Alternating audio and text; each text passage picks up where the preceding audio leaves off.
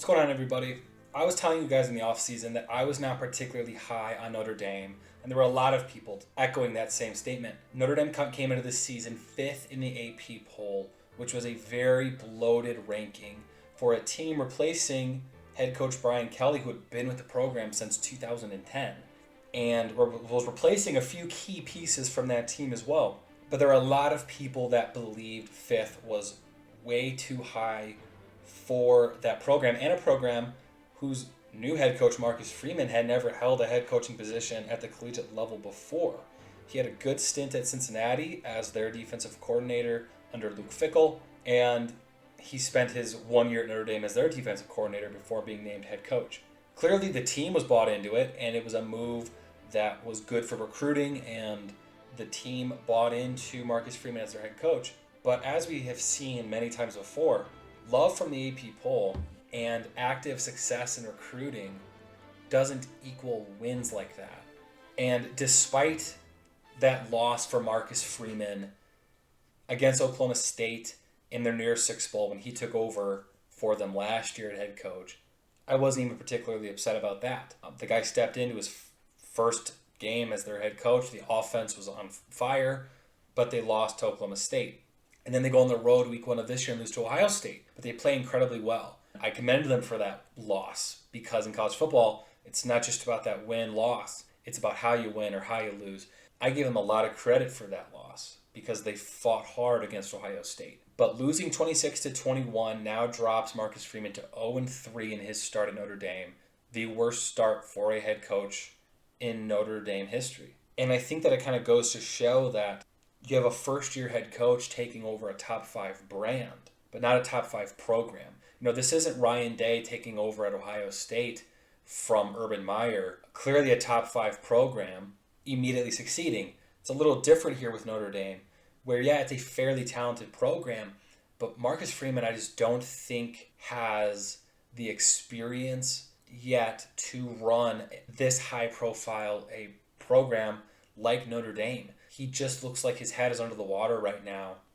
And we're going to see what kind of resolve this team has and this program has. Because the team's bought into Marcus Freeman. And this week against Cal, they're playing for their head coach. He can't start 0-4. I mean, I just don't know where else they're going to go if that happens. But I looked at the last 3 head coaches at Notre Dame and their first year. Brian Kelly went 8-5. And of course had some great years, had some very bad years as well. But you had Charlie Weiss, who went 9-3. They ended up finishing top 10 despite losing 3 games, but his tenure ended up not working out. Tyrone Willingham, he started 10-3, but his tenure didn't go anywhere. Now you're at Lou Holtz, right?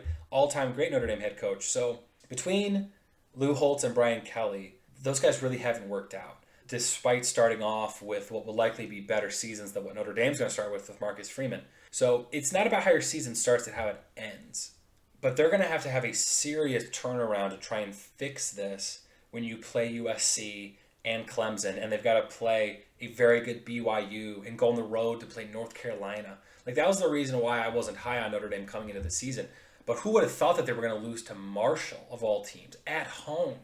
And when you start to break down how this game went, there are some serious red flags. Like, Tyler Buchner did not play well. And he didn't play well against Ohio State, but I said, okay, it's his first start. And Ohio State looks to have a greatly improved defense. Who knows how good or bad that Ohio State defense is, because Notre Dame's offense is truly terrible. Tyler Buchner was 18-for-32, 201 yards, and he threw 2 picks.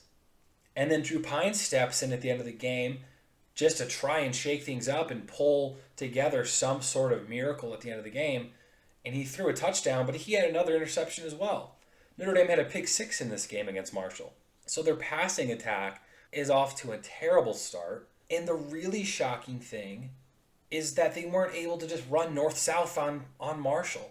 Like, Notre Dame is probably O-line U for the NFL. They've got a big offensive line, but they couldn't run the ball. Their top 2 leading rushers, one of which their quarterback Tyler Buchner, had a combined 77 yards, averaging 3.4 yards per carry. Now, Tyler Buchner did have 2 rushing touchdowns, which helped keep them in this game.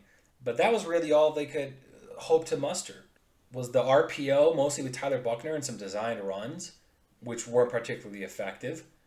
and their running backs couldn't get anything going either.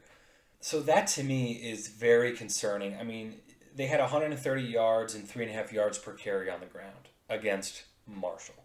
That does not bode well for their season. I mean, the run game should be Notre Dame's identity, and they couldn't do that.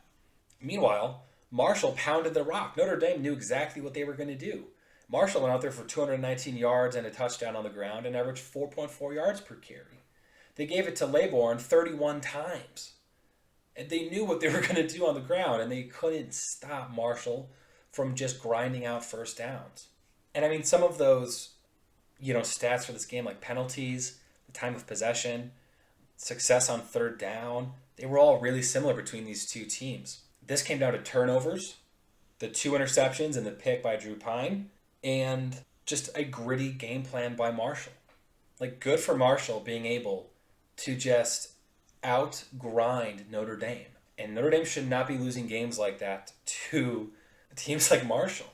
It really just makes you wonder what's the rest of the season going to look like for Notre Dame. And it's funny because I threw this game on. I was going through scores, on Saturday, and I thought, man, Notre Dame's losing 9-7 to Marshall in the second quarter. Like, I have to throw this game on. And then it just kept getting worse for them in the second half. I'm not going to start using that F word and Marcus Freeman in the same sentence, right? We're not going to start talking about if coaches are going to get fired because we're 2 games into the season and who knows how they're going to potentially rebound. But as I said before, they have a very difficult schedule and they're really going to need to dig deep and identify how they're going to turn things around. The culture for this program is being tested. Like I said, this is a team that's bought into Marcus Freeman. But now that they're 0-2, we're going to see just how bought in they are. Personally, I have a feeling Tommy Rees, former Notre Dame quarterback and current offensive coordinator, is going to be thrown under the bus sooner rather than later. I think he's going to be the first guy to get kicked to the curb and blamed for some of these deficiencies with this team. The defense is playing fairly well. It didn't play well enough against Marshall, but it sure did play well against Ohio State. But the offense is struggling. I don't know if they're going to make a switch at quarterback, if they're going to try to ride it out with Tyler Buchner, what they're going to try to do to fix this leaking ship that they have. But Notre Dame is in trouble. This is a high-profile program. They may not be a top 5 program anymore, but top 15, right? And again, they're still a top 5 brand. Notre Dame is in a rough start. I'm very interested to see what direction this program is going to go in. I will say that I think next year's schedule is a little bit more favorable for them. Let me know in the comments what you think that over-under is going to be for them this year. I thought that 8 wins could be a max for them. I now wonder if they're even going to be able to hit 8 wins. They play Cal at home this week, which is a very winnable game. But they got to go to North Carolina after that. Drake May is playing incredibly well at quarterback. BYU is a great team that they play in Las Vegas. Stanford and UNLV are at home. Both winnable games. Syracuse is a winnable game. Clemson, again, I said you got to play USC on the road. It's difficult. At this point, you're hoping that you can make bowl eligibility if you're Notre Dame. So let me know in the comments what you think their record's going to be by the end of the year. Please like and subscribe if you haven't already. I really appreciate it. It helps grow my channel. What was the biggest thing you were concerned about if you're a Notre Dame fan? What are you most worried about for not only like Notre Dame's season this year, but Marcus Freeman's tenure? There was a lot of hype for this guy heading into the season, and now that hype is all but gone. So let me know if you still believe in him, if they're going to right the ship, get this going in the right direction. And again, thank you for listening, everybody.